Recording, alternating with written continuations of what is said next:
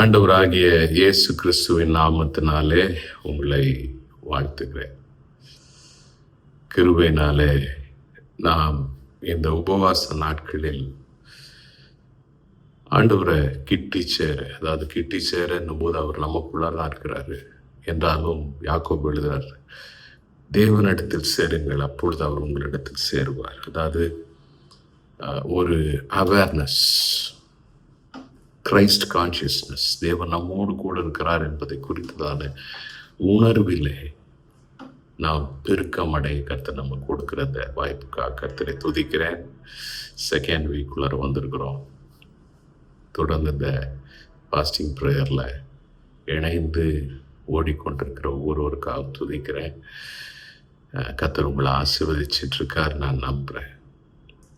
நாம் கர்த்தர் நம்மோடு பேசுகிற ஒவ்வொரு காரியங்களையும் அதை நம்முடைய ஆவியில் போய் நம்மை போஷிக்கிறது, அதை நம்ம சிந்திச்சு பார்த்து நம்முடைய வாழ்க்கையை ஒரு டிவைன் அலைன்மெண்ட், ஒரு தெய்வீக நேர்கோட்டுக்குள்ளே கொண்டு வரும்போது, ஒரு ஸ்க்ரூவை ஓட்டையில் போட்டு ஸ்க்ரூ ட்ரைவர் வச்சு டைட் பண்ணும்போது ஸ்க்ரூ கரெக்டாக வைக்கும்போது தான் டைட் ஆகுது.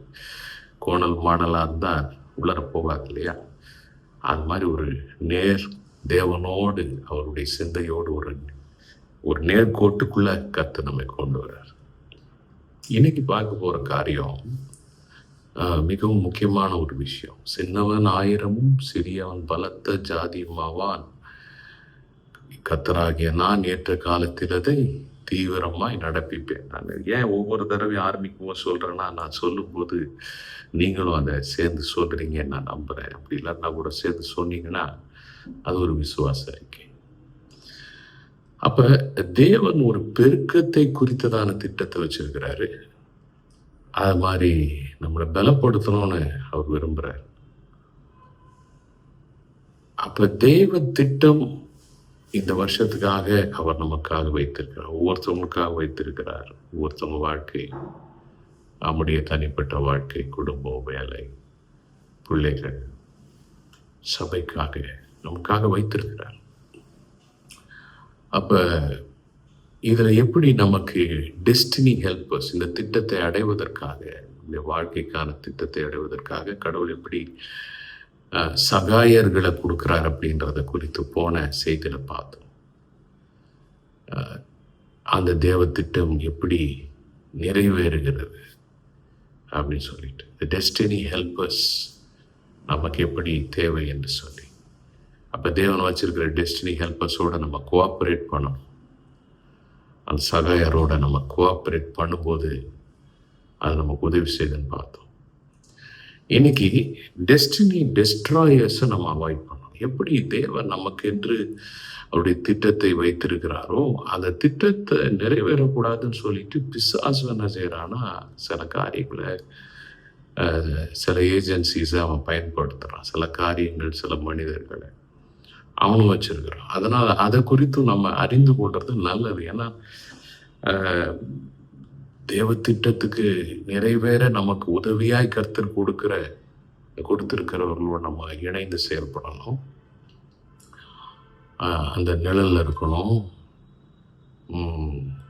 அதே மாதிரி இந்த தேவ திட்டத்துக்கு எதிரான காரியங்கள் நிறைவேறக்கூடாது, அந்த தேவ திட்டத்தை அழிச்சிடணும் அப்படின்னு சத்துரு நினைச்சு சில காரியங்களை செய்யறாம பாருங்க. அது மாதிரி விஷயங்கள்ல இருந்து, அப்படிப்பட்ட நபர்கள் இருந்து நம்ம விலகி இருக்கிறது ரொம்ப முக்கியம். மோசையை குறித்த ஆண்டவர் பெரிய தேவ திட்டத்தை வச்சிருந்தார். பார்வன் சும்மா இல்லை, அவன் என்ன செய்யறான், பிறகுற ஆண் குழந்தையெல்லாம் கொண்டு போய் நைல் நதியில் போட்டு கொண்டு போட்டுருங்க. ஆரம்பத்தில் ஒரு 2 மருத்துவச்சிகளுக்கும் அதை சொல்கிறான், ஆண் பிள்ளையாரெல்லாம் கொண்டுருங்க, பெண் பிள்ளையனா உயிரோட வைங்க. அப்போ பிசாசு என்ன செய்யறான்னா, தேவ திட்டம் நிறைவேறக்கூடாதுன்னு சொல்லிட்டு அவன் வேலை செஞ்சிட்டு இருக்கான். அதனால் இந்த வருஷத்துல நம்ம ஒரு தெளிவோட இருந்து செயல்படும் போது நம்ம எதெல்லாம் தவிர்க்கணும் அப்படின்றத நம்ம பார்க்க போறோம். 2 செய்தியா பார்க்க போறோம். இன்னைக்கு நம்ம எப்படிப்பட்ட நபர்களை தவிர்க்க வேண்டும் என்பதை இன்றைக்கு நாம் பார்க்க போகிறோம். ஆதியாகமம் 9ஆம் அதிகாரத்தில் நோவாவை குறித்து பார்க்கிறோம். நோவா ஒரு பெரிய வெள்ளத்தை கொண்டு தேவன் ஜலப்பிரளயத்தால் அழிக்கிறாரு பூமியை. நோவாவையும் அவன் குடும்பத்தையும் ஒரு கூட்ட மிருக ஜீவன்களையும் பேழையை நோவா கட்டினதுனால பாதுகாக்கிறார். அதுக்கு பிறகு 9ஆம் அதிகாரத்துல நோவா என்ன செய்யறான்னு பார்த்தீங்கன்னா, நிலத்தை பயிரிடுகிறவர் 20ஆம் வசனத்திலிருந்து நம்ம அதை பார்க்கணும்.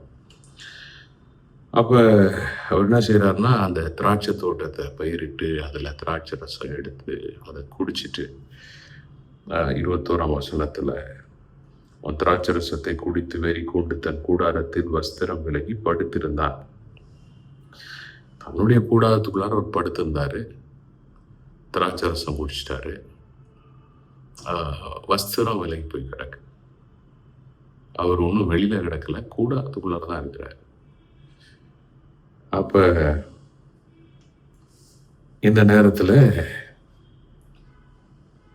அவருடைய பிள்ளைகள், அதுல முதலாவது 22ஆம் வசனம், அப்பொழுது கானானுக்கு தகப்பனாகிய காம் தன் தகப்பனுடைய நிர்வாணத்தை கண்டு வெளியிலிருந்து தன் சகோதரர் இருவருக்கும் அறிவித்தான்.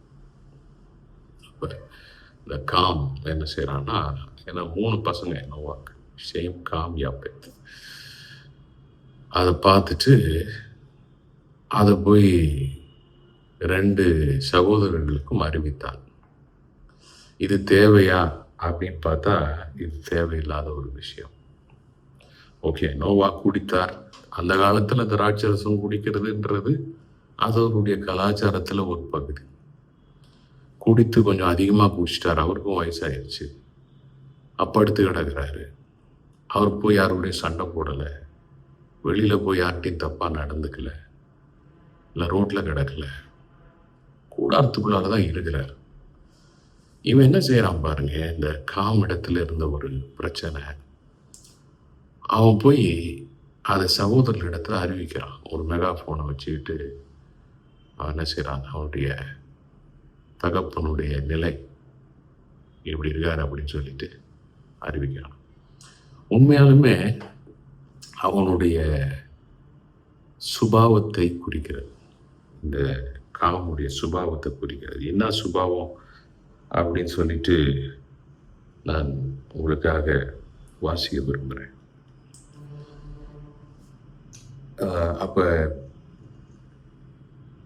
இவங்க 2 பேரும் என்ன செய்யறாங்கன்னா, 23ஆம் வசனத்துல, அப்பொழுது சேமும் யாப்பேத்தும் ஒரு வஸ்திரத்தை எடுத்து தங்கள் இருவருடைய தோள் மேல் போட்டுக்கொண்டு பின்னிட்டு வந்து தங்கள் தகப்பனுடைய நிர்வாணத்தை மூடினார்கள். அவர்கள் எதிர்முகமாக போகாதபடியினால் தங்கள் தகப்பனுடைய நிர்வாணத்தை காணவில்லை. இவங்க 2 பேரும் வந்து இந்த காரியத்தை என்ன செய்யறாங்கன்னா, ஒரு வஸ்திரத்தை எடுத்து தோல் மேல வச்சுட்டு பின்னாடி ரிவர்ஸ் கியர்ல, அப்படி ரிவர்ஸ்ல வந்து அந்த அவங்க அப்பா மூடி போடுறாங்க. அந்த டீம்ல இந்த காம் இல்லை. ஏன், அவன் தானே ஒரு சகோதரன், அவன் தான் முதல்ல பார்த்தான், அவன் வசனத்தை கொண்டு வந்துருக்கணும், அவனே மூடி போட்டுருக்கலாம் இல்லைங்களா, யாருக்குமே தெரியாம போயிருக்கும்.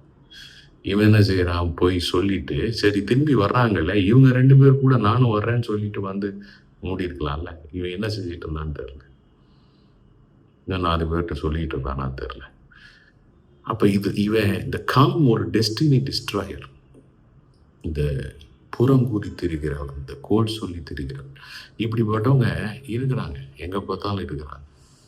பாலிடிக்ஸ்ன்னு சொல்லுவாங்க தெரியுமா, அவங்க ஆஃபீஸ்னா அதுல ஒரு பாலிடிக்ஸ் பண்றவங்க இருப்பாங்க, ஒரு கம்பெனியில பாலிடிக்ஸ் பண்றவங்க இருப்பாங்க. பாலிடிக்ஸ் இருந்தா ரைட்டு. ஆனா இந்த மாதிரி ஒரு அரசியல் எங்க வேலை ஸ்தலத்துல, இது மாதிரி கம்பெனியில, பல இடங்கள்ல, கடையில, நீங்க வேலை செய்யற கடையில, நீங்க வேலை செய்யற இடத்துல அரசியல், அது தூத்தி திரிவது, புறங்கூறுவது, கோல் சொல்லி திரிவது. அப்ப இதனுடைய விளைவு என்னன்னு பார்த்தீங்கன்னா, காமை நோவா சபிக்கிறதை பார்க்கிறோம். 25ஆம் வசனம், கானான் சபிக்கப்பட்டவன் தன் சகோதரிடத்தில் அடிமைகளுக்கு அடிமையாய் இருப்பான் என்றான். ஆனா மற்றவங்களுக்கு கர்த்தர் ஆசீர்வாதத்தை கொடுக்குறார் நோவா மூலமா. 26ல சேமுடைய தேவனாய் கர்த்தருக்கு ஸ்தோத்திரம் உண்டாவதாக, கானான் அவனுக்கு அடிமையா இருப்பான். 27 யாப்பேத்தை தேவன் விருத்தியாக்குவார். எப்படி பாருங்க, அவன் சேமுடைய கூடாரங்களில் குடியிருப்பான், கானான் அவனுக்கு அடிமையாயிருப்பான். அந்த கானான் அடிமைத்தனத்துக்குள்ளார தள்ளப்படுறான். அரசியல் பேச்சு, அரசியல் காரியங்கள், அதாவது அரசியலை பத்தி பேசுறது இல்லை. வேலை ஸ்தலத்துலையோ இல்லை கம்பெனிலையோ இருக்கிற இடத்துலையோ இருக்கிற தெருவில் இது மாதிரி மற்றவங்கள பற்றி பேசுறது, இந்த மாதிரி ஆட்கள் நிறையா இருப்பாங்க. 2026 இவங்களை விட்டு விலகி இருக்கு. இவங்களுடைய காரியத்தை நீங்கள் சிக்கினால், இவர்கள் எப்படின்னா, இந்த விஷயம் புறங்கூறுதல் என்பது தேவன் உங்களுக்காக வச்சிருக்கிற திட்டத்தை அழிச்சிடுறதுக்கு பிசாசு பயன்படுத்துகிற ஒரு விஷயம். அப்போ கானான் சாபத்தை பெற்றுக்கொள்றதை பார்க்குறோம். ஆனால் அதே மற்ற சகோதரர்கள் ஆசீர்வதிக்கப்படுகிறதை பார்க்கிறோம். 18ஆம் அதிகாரம் நீதிமொழிகள் 8ஆம் வசனம் சொல்லுகிறது, கோள்காரனுடைய வார்த்தைகள் விளையாட்டு போல் இருக்கும், ஆனால் அவைகள் உள்ளத்திற்குள் தைக்கும். ஊண்டு பண்ணுதுன்னு சொல்லுது, உள்ளத்தை காயப்படுத்தும்னு சொல்லுது. நீதிமொழிகள் 20ஆம் அதிகாரம் 19ஆம் வசனத்திலிருந்து வாசிக்கிறேன். தூற்றிக்கொண்டு திரிகிறவன் ரகசியங்களை வெளிப்படுத்துகிறான், ஆதலால் தன் உதடுகளினால் அலப்புகிறவனோட கலவாதே. இப்படிப்பட்டவனோட கலக்காதன்னு ஆண்டவர் சொல்றார். இது அடுத்த வசனம் பாருங்க, தன் தகப்பனையும் தன் தாயையும் தூஷிக்கிறவனுடைய தீபம் காரிருளில் அணைந்து போகும். அப்படிதான் ஆச்சு. கானானுடைய இந்த காமுடைய வாழ்க்கை சபிக்கப்பட்டுச்சு, அணைஞ்சு போயிடுச்சு, நம்பிக்கைலாம் போயிடுச்சு. கானான் தேசத்துல அவன் போய் சேர்ந்தா கூட, அவ்வளோ செழிப்பு இருந்தா கூட, கடைசியில கானானியரெல்லாம் வேரோட அறுத்து போட்டு தான் கடைசியில தம்முடைய ஜனங்களை கொண்டு போய் நாட்டுறாரு. அதனால இப்படிப்பட்டவர்கள் உடைய கூட்டத்துல கும்பல்ல நம்ம என்ன செய்யக்கூடாது, ஒரு நாள் இருக்கக்கூடாது, கலக்கக்கூடாது. ஆஃபீஸா இருக்கட்டும், அங்க ஒருவேளை பிரச்சனையாவே இருக்கட்டும், நீங்க ஜெபம் பண்ணுங்க. கர்த்தர் உங்களை எதுக்காக வச்சிருக்காரு, நீங்க கரெக்டா இருங்க, நீங்க செய்ய வேண்டியதை செய்யுங்க. நம்ம என்ன செய்யணும், அவருக்கு ஆண்டவருக்கு பிரியமா இருக்கணும், நம்ம கரெக்டா இருக்கணும், நம்ம ஜெபிக்கணும். கர்த்தர் சீர்படுத்துவார், கர்த்தர் சரிப்படுத்துவார், கர்த்தர் நேர்படுத்துவார். உங்களால் இயன்ற சீர்படுத்தக்கூடிய காரியங்களை நீங்க பர்சனல் ஸ்ட்ரென்த்ல கர்த்தர் உங்களுக்கு கொடுக்குற ஞானத்துல நீங்க செய்யுங்க. அவ்வளவுதான், அதோட விட்டுருங்க, ஜெபம் பண்ணுங்க. மற்றபடி வேற யாரு கூடயும் நம்ம என்ன செய்யக்கூடாது, அரசியலுக்குள்ளார போகவே கூடாது. அரசியலுக்குள்ளார, அரசியல் என்று சொல்லும் போது உங்களுக்கு புரியுது இல்லையா, அந்த வேலையிலையோ காரியத்திலையோ அது மாதிரி பாலிடிக்ஸ்குள்ளார போகிறது, கோல் செல்றது, பேசுறது, புறங்கூடுறது, இவங்களை பற்றி அவங்கள பற்றி விமர்சனம் பண்ணுறது, அது தேவ திட்டம். எவ்வளோ பெரிய வாக்குத்தத்தம் வந்தாலும் அதை அழிச்சிடும். அதிலிருந்து கர்த்தர் காத்துக்கொள்ள கிருபை தருவாரா. இன்னொரு விஷயம், நாம் இன்னொரு நபர்களிடத்திலிருந்து விலகி இருக்கணும். இஸ்ரவேல், அது ஆதியாகமத்தில் பார்க்கும்போது யோசேப்பை பார்க்குறோம். அவன் தன்னுடைய வாழ்க்கையில நிறைய காயங்களை படுகிறான். சொந்த சகோதரர்களே அவன் என்ன செய்யறாங்க, அடிமையா வித்து போடுறான். அவங்க அவனை வித்து போட்டு அவனை குழியில தள்ளி அவனுடைய வஸ்திரத்தை எடுத்துட்டு அதை கொண்டு போய் அவங்க அப்பாட்டு ரத்தத்துல ஒரு மிருகத்தை கொண்டு, ஆடை கொண்டு ரத்தத்துல துவச்சு அப்பாட்டு போய் பொய் சொல்றான், செத்து போயிட்டான் அப்படின்னு சொல்லிட்டு. அத்தனை எதனால, பொறாமையினால, பயங்கரமான பொறாமை. அது ஆதியாகமம் 37ஆம் அதிகாரத்துல பார்க்கிறோம். 4ஆம் வசனம் 5ஆம் வசனத்துல பகைத்தார்கள் அப்படின்னு சொல்லிட்டு பார்க்கிறோம்.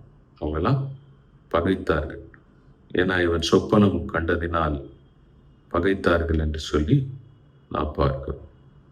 அதுக்கு பிறகு அவனை 11ஆம் வசனத்துல அதே அதிகாரத்துல அவன் சகோதரர் அவன் மேல் பொறாமை கொண்டார்கள். பகை, பொறாமை, இப்படியெல்லாம் வச்சுதான் இதெல்லாம் பண்ணி தீர்த்துடுறாங்க. அப்போ மனசுல எவ்வளவு வேதனை இருக்கும் பாருங்க. அந்த வேதனையின் மத்தியில அவன் இருக்கும் பொழுது அடுத்தது கர்த்தர் அவனுக்கு அவன் சொப்பனத்தை விளங்கி கொள்ள கர்த்தர் அவனுக்கு உதவி செய்தார். கர்த்தர் அவனை உயர்த்துவேன்றதுக்காக அவனுக்கு சொப்பனத்தை கொடுத்தார். மற்றவங்க சொப்பனத்தை விளக்கும்படி சிறையில் அவன் கிடக்கிறான். அதுவும் சிறையில் எப்படி வந்தான், போத்திபார் வீட்டில் அவன் ஒரு தப்பு செய்யாம அந்த போத்திபார் மனைவியிடம் தப்பிச்சு ஓடும்போது பொய் குற்றம் சொல்லி அவனை உள்ளார தள்ளிடுறாங்க, சிறையில தள்ளிடுறாங்க. அது அடி மேல அடி விழுற மாதிரி, காயத்து மேல காயம். அப்ப அங்க போய் கிடக்குறான். அந்த இடத்துல இருக்கும்பொழுதும் பாத்தீங்கன்னா அவன் யார்கிட்டையும் தன்னுடைய காரியங்களை பத்தி சொல்லி சுயபரிதாபம் சொல்லி தனக்குன்னு ஒரு கூட்டம் சேர்க்கல. நமக்குன்னு ஒரு கூட்டத்தை சேர்க்கறதுக்கு நம்ம எதையுமே நினைக்கக்கூடாது.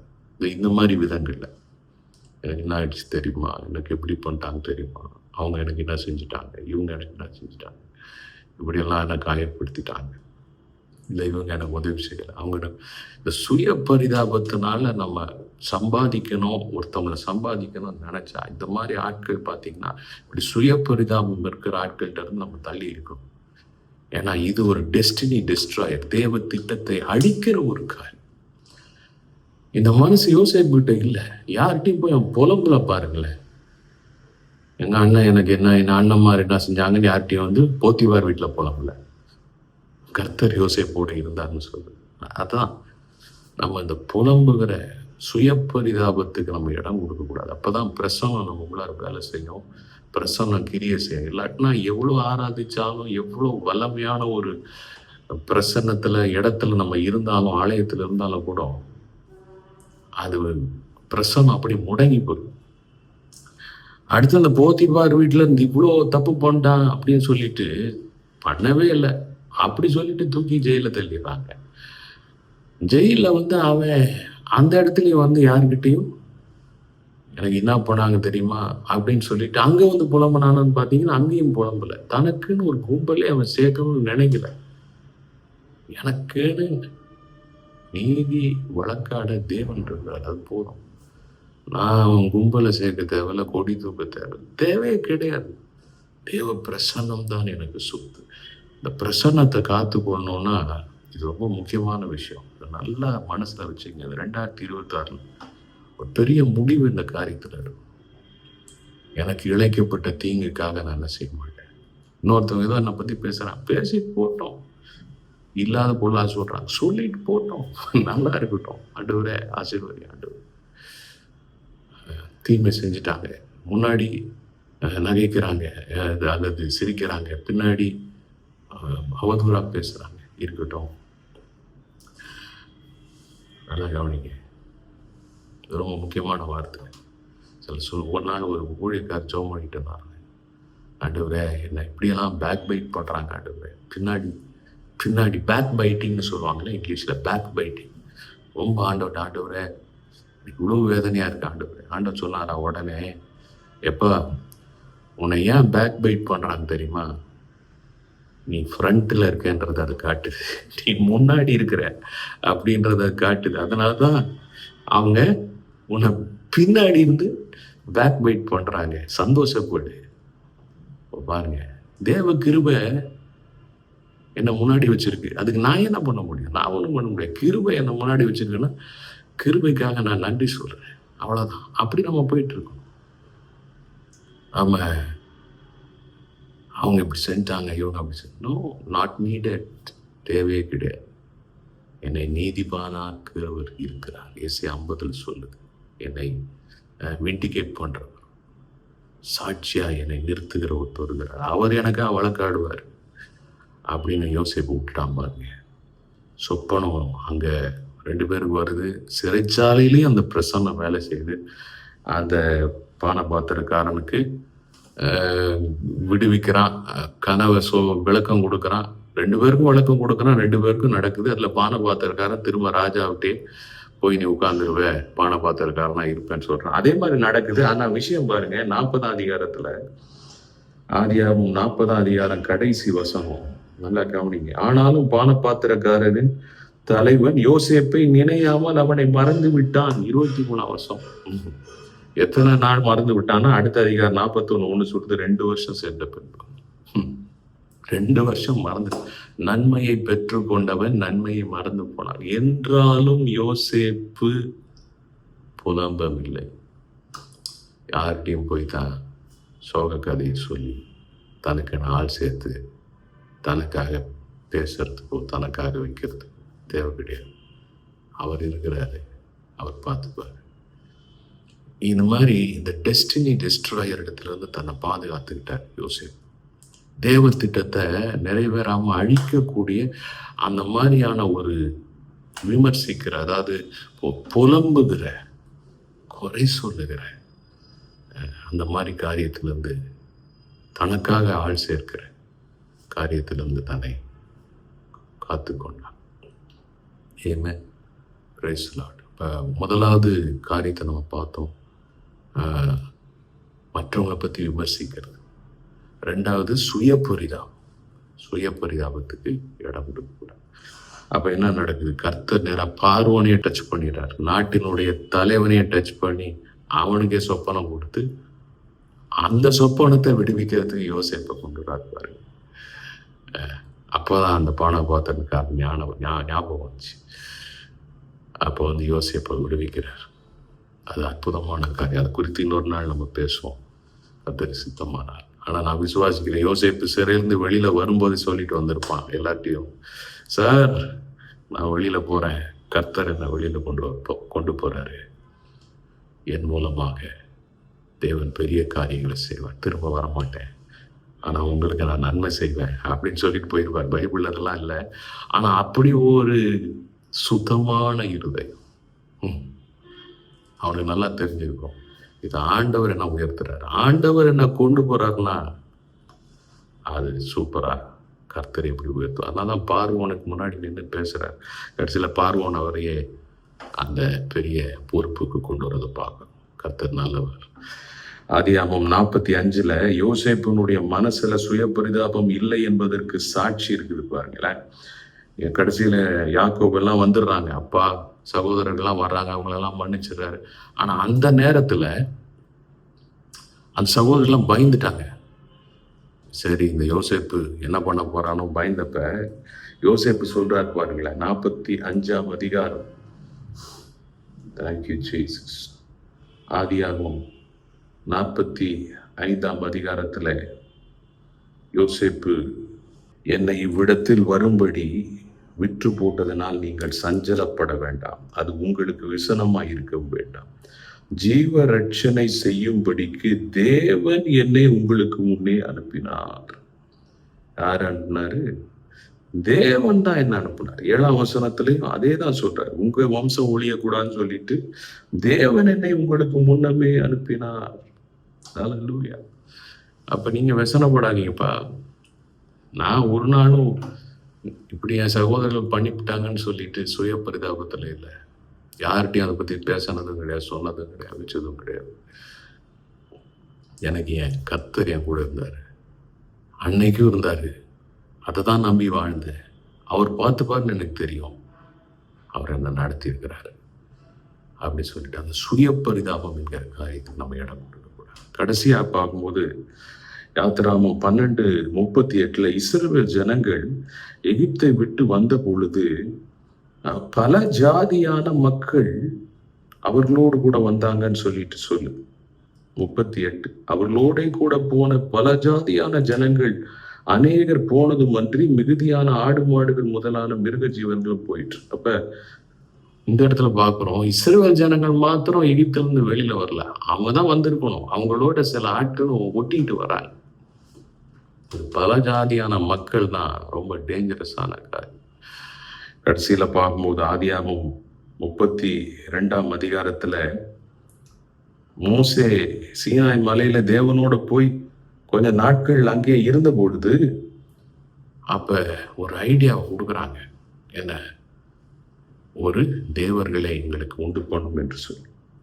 மோசே மலையிலிருந்து இறங்கி தாமரிக்கிறதை ஜனங்கள் கண்டபோது அவர்கள் ஆரோனிடத்தில் கூட்டம் கூடி அவனை நோக்கி, எகிப்து தேசத்திலிருந்து எங்களை அழைத்து கொண்டு வந்து அந்த மோசேக்கு என்ன சம்பவித்ததோ அறியோம், ஆதலால் நீர் எழுந்து எங்களுக்கு முன் செல்லும் தெய்வங்களை எங்களுக்கு உண்டு பண்ணும் என்றார்கள்.